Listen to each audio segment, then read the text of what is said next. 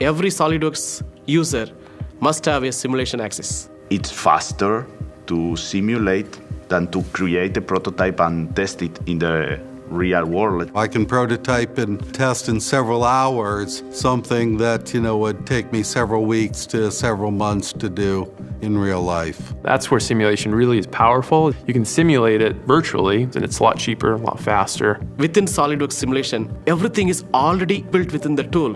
Do your design, validate the design virtually in SOLIDWORKS Simulation.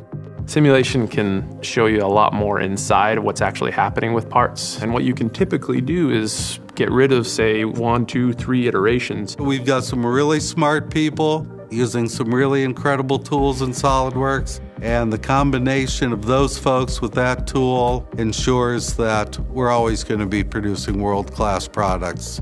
We couldn't think a new project without thinking a simulation. Everything happens inside SOLIDWORKS.